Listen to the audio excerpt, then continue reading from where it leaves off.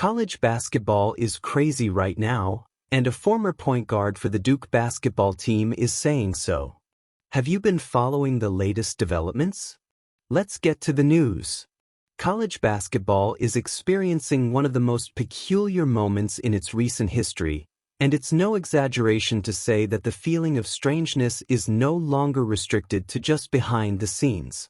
It has reached social media, conversations between former players, and especially the perception of those who follow the sport closely. The ironic statement by DJ Steward, former point guard for Duke basketball, when commenting on James Najee's return to the college scene, almost mirrors this new era. A scenario where the rules seem too flexible, the boundaries have become blurred, and nobody is absolutely sure where all this is going to end. Najee's case is emblematic. A second-round pick in the 2023 NBA draft. With rights passing through league franchises, he never signed a professional contract in the United States and continued his development in international basketball. Now, on Christmas Eve, news emerges that he is returning to college basketball to play for Baylor, immediately eligible and with 4 years of participation granted by the NCAA. In another era, this would have sounded unthinkable. Today, it's just another chapter in a reality that challenges any traditional notion of amateurism. Within this context, DJ Steward's reaction is not just a good-humored provocation.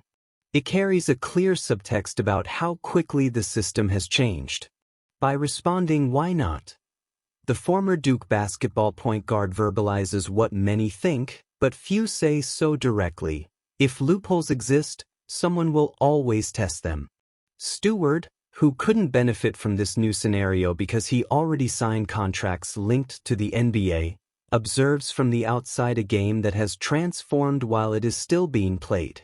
The era of the NIL, new league incentive, accelerated processes that were previously slow and highly controlled. Name, image, and likeness opened important doors for athletes, correcting historical distortions, but also placed the NCAA in a delicate position. Differentiating who is a professional and who still qualifies as a college athlete has become an almost impossible task. Players who have never officially stepped onto a court in the NBA or G League can now return to the college environment with the status of immediate reinforcements, abruptly altering the competitive balance.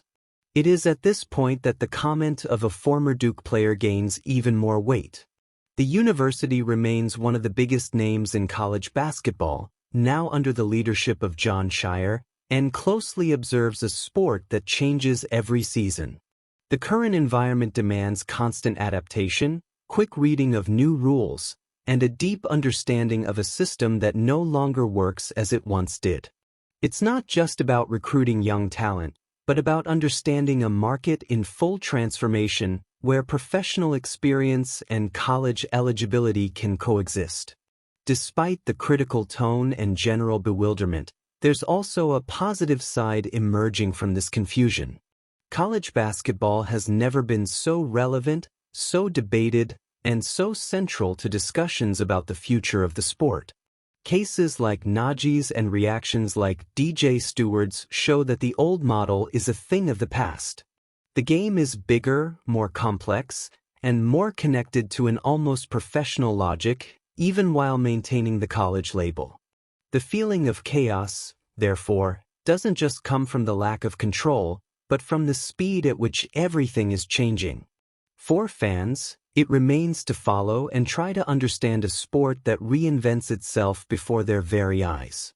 For traditional programs like Duke basketball, the challenge is to transform this unstable scenario into an opportunity, maintaining competitiveness, identity, and prominence. College basketball may seem out of control, but it remains fascinating precisely because of that, moving towards an uncertain future, but one impossible to ignore. And what do you think?